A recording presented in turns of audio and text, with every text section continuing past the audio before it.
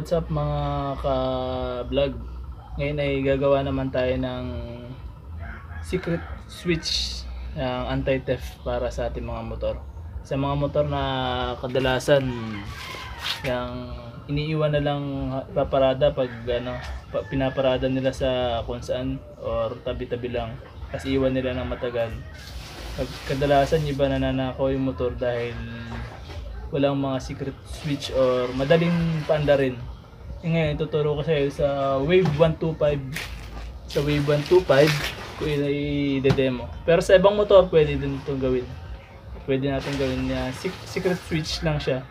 Bali ang mga kakailangan lang natin ay yung wire, yung mixing wire lang, mga isang ruler pwede na siguro. Depende sa layo ng box.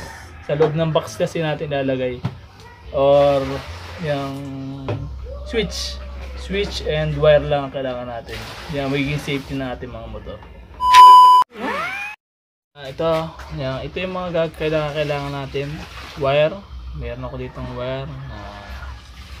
Then switch. Bali ito ay mga pinaglumaang wire, mga nakuha ko lang dyan sa mga nakatambak ko. Then switch, sira itong switch na ito. Then ginawa ko, ni-repair ko na rin lang, inayos ko na yung bumbilya. Kasi may bumbilya to, inalis ko na yung bumbilya. Sira ipon dito yung bumbilya, inayos ko na lang. Diniskartehan ko na lang to. Lagyan ko ng dalawang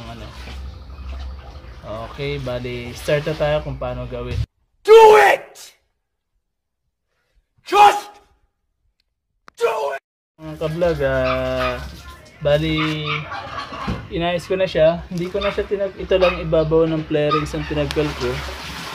Kasi kita ko na naman ang kailangan lang kasi natin dito ay makuha yung CDI ito.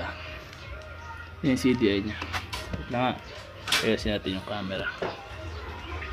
Yan. Ito yung kailangan lang natin CDI. CDI niya, makuha natin yung CDI niya.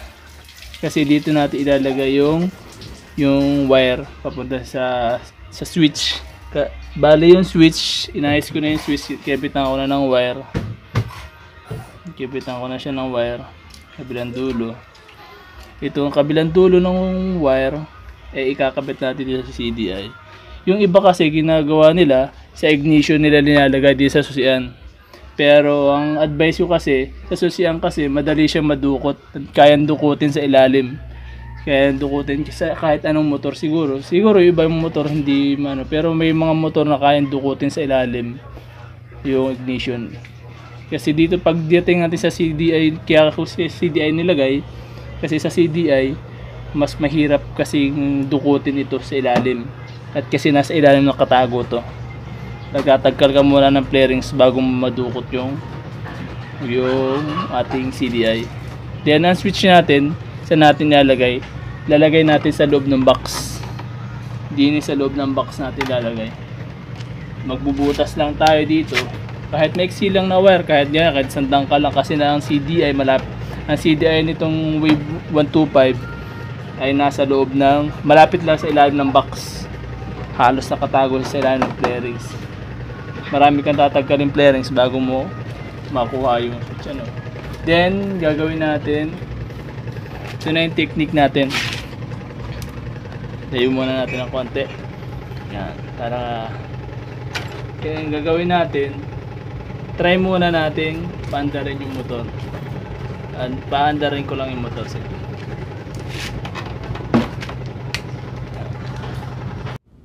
No! God, please, no! No! No! Lang natin yung motor. Bali ito yung susi niya. Yan siya. Yung kita nyo nag-neutral siya, naka-on siya, then start natin. Bahin ko na yung gas kasi ito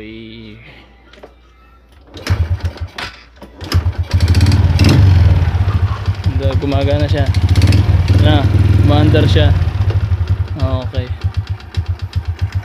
once na naka-andar siya, yan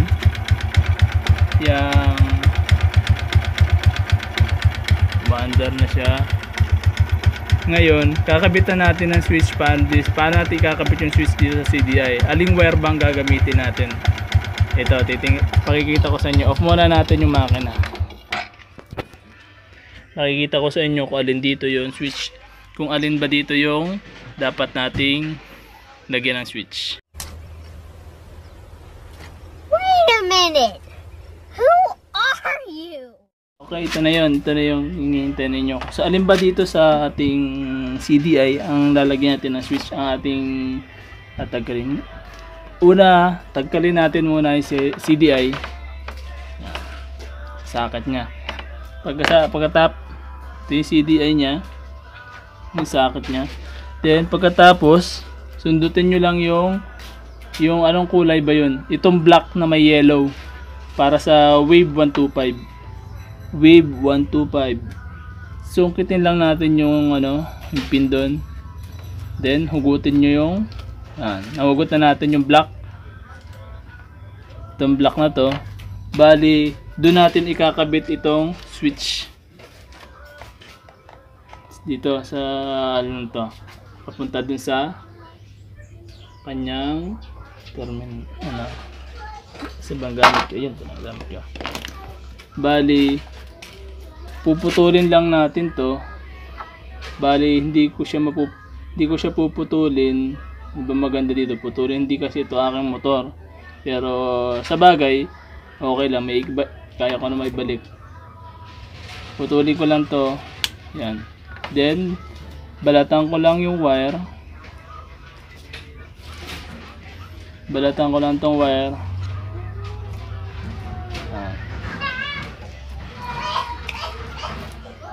Then, itong kabilang dulo ng ating switch, kakabit natin dito sa ating CDI. Yung ng CDI. Ng CDI.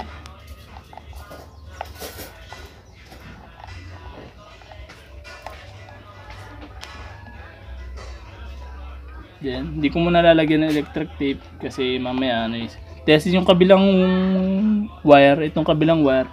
Lalagay natin dito sa pinutol natin ng CDI, yung black and yellow.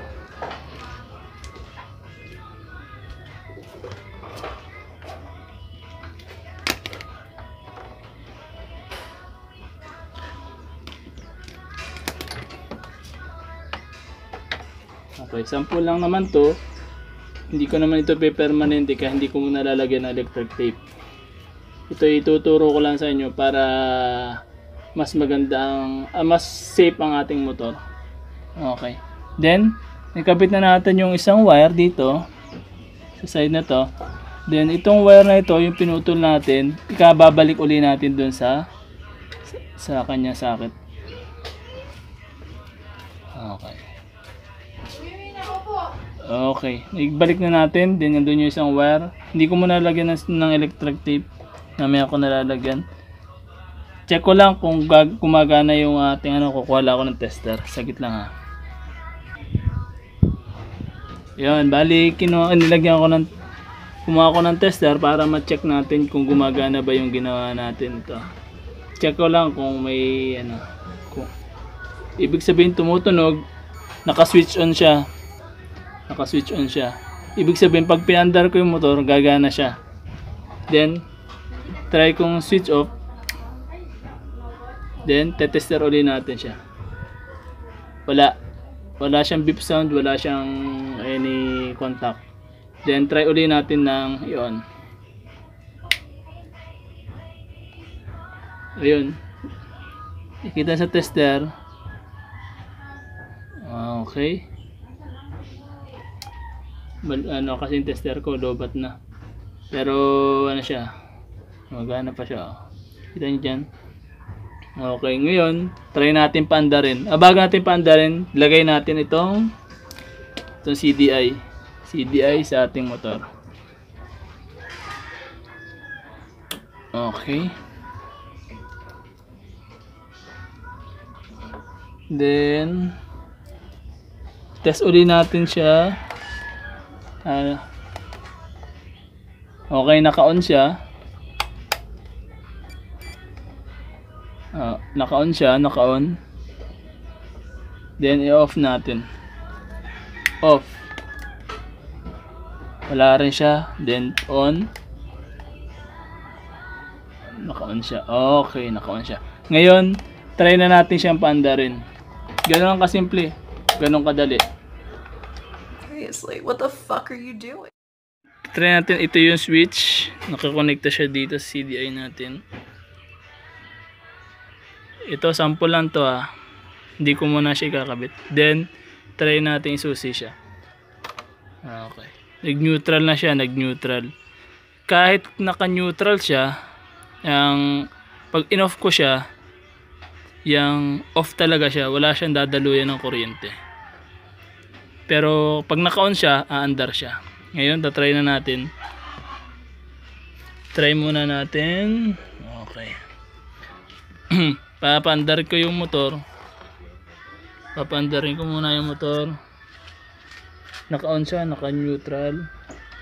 Kasusi. Yan. Umaandar yung makina. Pag andar yung makina, pwede ko siyang i-switch off dito. Patay ang makina. Pero naka-neutral pa rin siya. 'Di ba? Kalaan nila buhay ang makina, buhay ang susian. Bakit kaya ganoon? Data kayo siguro iba. Buhay naman, naka-neutral naman. Nakasusi naman, naka-switch on.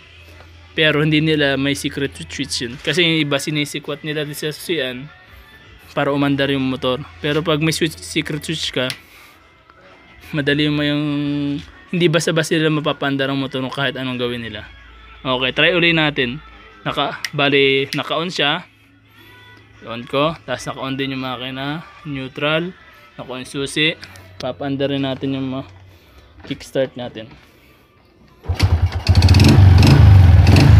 Yun, umaandar uli siya.